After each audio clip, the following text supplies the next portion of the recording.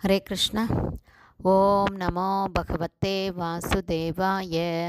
नारायणं नमस्कृत्यं नरं चैव नरोत्तमं देवीं सरस्वतीं व्यासं ततो जयम् उदीरयेत्। नष्टप्रायेषु अभद्रेषु नित्यं भागवत सेवया भगवती उत्तमश्लोके भक्तिर्भवति नैष्टकी।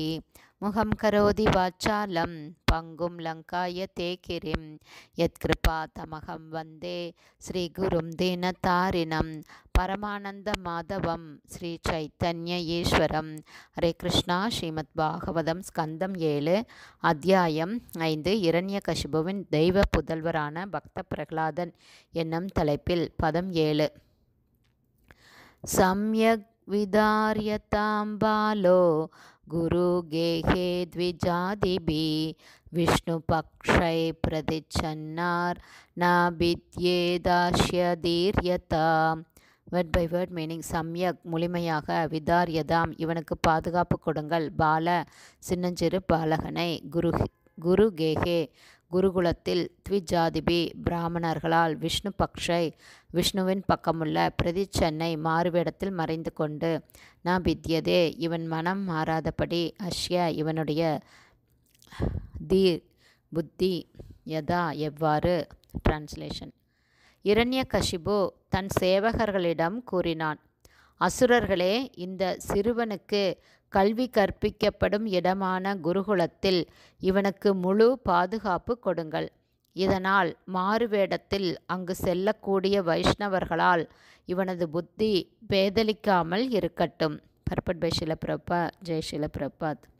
எமது கிருஷ்ண பக்தி இயக்கத்தில் சில சமயங்களில் சாதாரண கர்மி உடையில் செல்ல வேண்டியது அவசியமாக உள்ளது.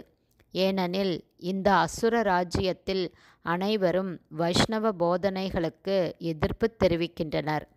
இந்த கலியுக அசுரர்களுக்கு கிருஷ்ண உணர்வு சிறிதும் பிடிக்கவில்லை. ஒரு வைஷ்ணவர் கழுத்தில் மாலையுடனும், அதாவது கழுத்தில் துளசி மாலையுடனும், நெற்றியில் திருநாமத்துடனும், காவி உடையுடனும் செல்வதை கண்ட உடனேயே அவர்கள் எரிச்சலடைகின்றனர். அவர்கள் ஹரே கிருஷ்ணா என்று கேலியாக கூறி வைஷ்ணவர்களை விமர்சனம் செய்கின்றனர். மேலும் சிலர் பக்தியோடு ஹரே கிருஷ்ணா என்றும் கூறுகின்றனர்.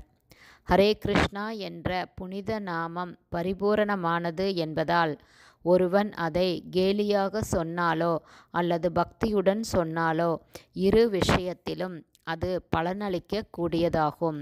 அசுரர்கள் ஹரே கிருஷ்ணா என்று உச்சரிப்பதைக் கேட்டு வைஷ்ணவர்கள் மகிழ்ச்சி அடைகிறார்கள். ஏனெனில் ஹரே கிருஷ்ண இயக்கம் வேரூன்றி வளர்வதையே இது காட்டுகிறது.